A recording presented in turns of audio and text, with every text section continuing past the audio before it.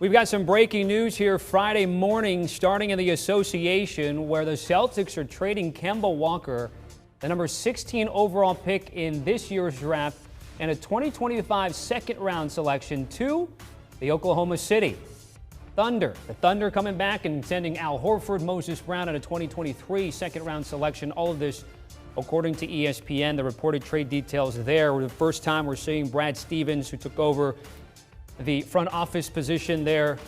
Celtics shaking things up, and for OKC, what is the plan?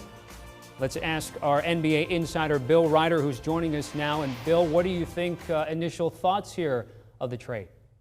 Yeah, Tommy, you said it. Brad Stevens not wasting any time being bold. This is a straight salary dump, getting Kemba Walker's contract this upcoming year. He has a player option after that for $38 million off the books. Now, Al Horford's a very similar player to what he's been the last 3 or 4 years, so he'll be a piece for a couple of years. And young guy Moses Brown, actually interesting. The minutes didn't play a lot of minutes, but when he did, it averages out to about 15 and 15 if you were to play 36 minutes per game. But sending a first-round pick and Kemba Walker to Oklahoma City for the Celtics is absolutely about Boston moving on from a guy who didn't want to be there. And it might be a case of be careful what you ask for if you're Kemba Walker. Oklahoma City, not exactly the desired destination for most stars in the association.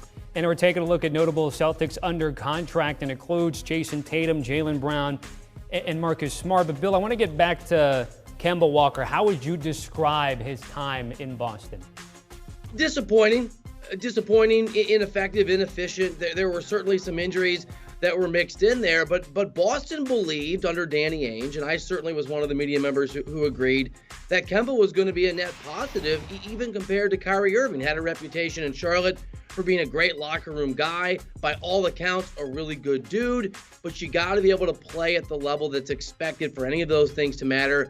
He just didn't, and we know this, Tommy. The Celtics, incredibly disappointing, particularly this past season, in what they did and what they achieved. And so the shakeup in Boston continues. We know Danny Ainge is gone. Brad Stevens is elevated to that top front office position. And now Kemba Walker, who a lot of folks thought was going to be one of the keys to a renaissance and a continued level of success in Boston, is a member, at least for now, of the Thunder. So where do they go from here? What do they need to do to get back to a position to be in an Eastern Conference final, be a title contender in the eyes of Vegas?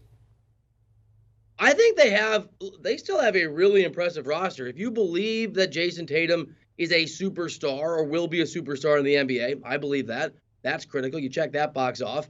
I think Jaylen Brown is a really good player, maybe an eventual star, right? But an excellent number 2 on that kind of a team. Al Horford can still ball a little bit. So the big step really is to get the right head coach in and to solidify pieces around that core to make it work, which is Brad Stevens' job. But that's part of what's so bizarre, Tommy, about what's going on in Boston. It's not a bad roster. They certainly underachieved. Normally when a head coach has a team that underachieves, he doesn't get promoted. Stevens did, and so it'll be interesting to see what happens going forward. It'll be interesting to see who's on that sideline calling the shots there, with Brad Stevens looking on from the stands. And where do we go with OKC? What's the plan? Do we have an idea of what they're doing right now? Well, who knows? Because it's Sam Presti, and the guy is a magician. He just pulls draft picks out of his sleeve when you think there's no chance he can do it. Here's what I think will be really fascinating. Kemba Walker could certainly stay in Oklahoma City over the course of this next year, maybe the course of the next 2 years if he picks up his player option. It's hard to bring in talent to a place like Oklahoma City from a recruiting perspective. You pair him with Shai Gilgeous-Alexander. We saw with Chris Paul it worked. But I wouldn't be surprised either, Tommy. And again, who knows what Presti, the GM, is thinking if he decides to flip Kemba Walker, move him somewhere else, bring in more draft picks, and continue a rebuilding process that's really about youth right now in Oklahoma City and future picks.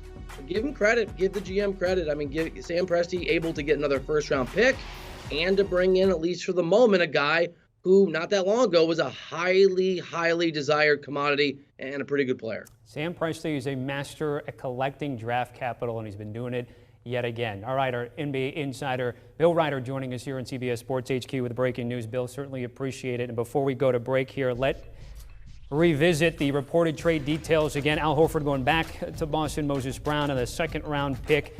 But it's Kemba Walker highlighting this here, with Boston getting some financial flexibility, roughly $73 million still owed to him. And for OKC, now 3 first-round picks in July.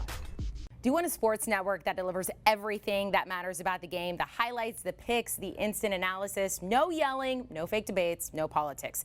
Hit the subscribe button and never miss a moment.